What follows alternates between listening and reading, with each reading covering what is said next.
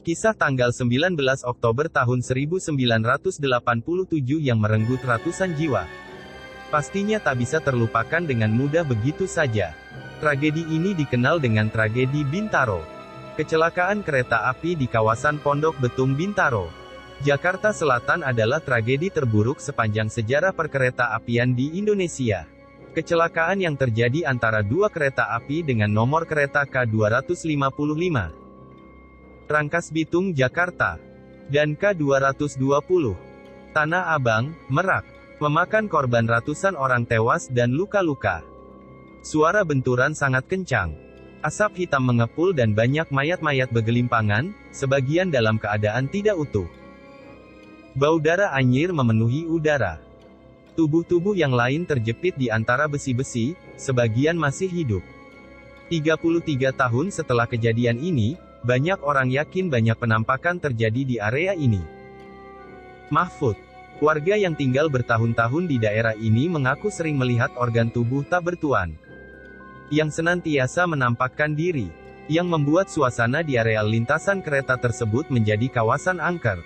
Di lintasannya sendiri juga sudah berulang kali terjadi kecelakaan yang memakan korban jiwa.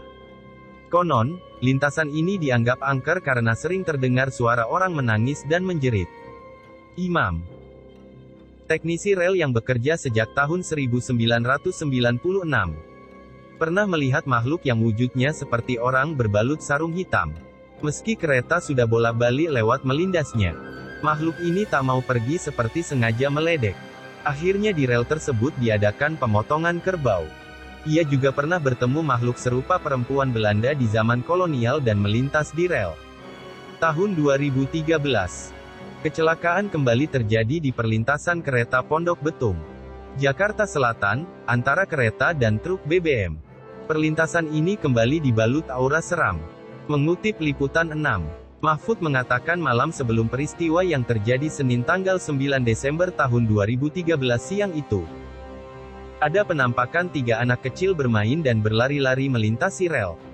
Ketiganya bermain tak jauh dari perlintasan kereta Pondok Betung. Saya nongkrong sampai pukul 3 waktu Indonesia Barat dini hari. Penampakan anak-anak kecil bermain sudah jadi mitos di sini. Sudah biasa kalau besoknya mau ada kejadian. Ditongolin begituan mah dah sering, kata Mahfud. Peristiwa itu mengingatkan Mahfud pada tragedi yang pertama. Sehari sebelum tragedi itu terjadi, ia melihat penampakan anak kecil yang bermain di rel. Sudah sering di sini kecelakaan. Mulai dari motor keserempet, metro mini lah.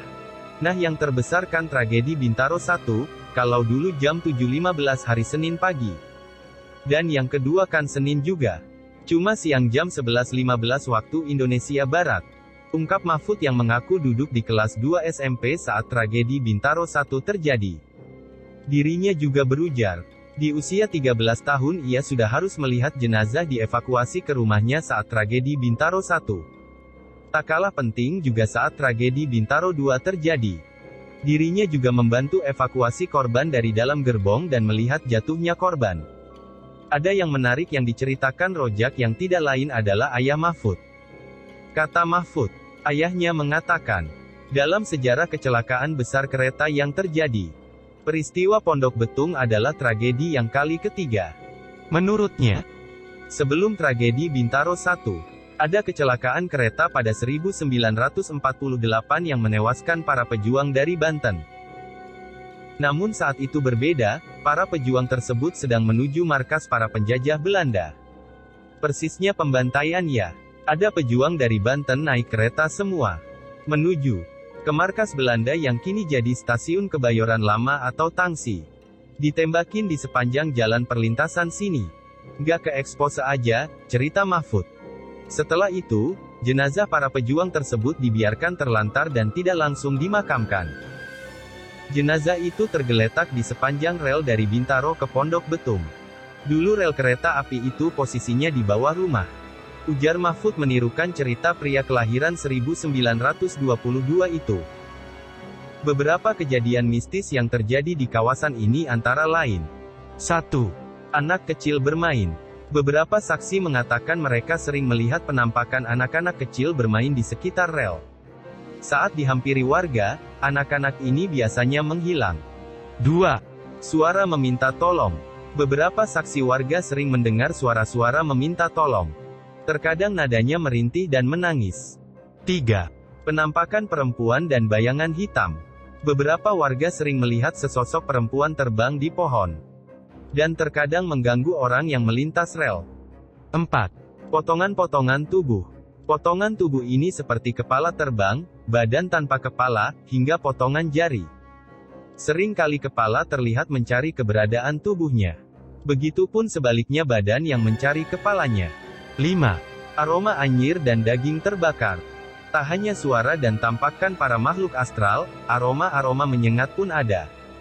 Bau anyir atau amis darah dan juga bau daging terbakar tercium di lokasi kecelakaan tersebut.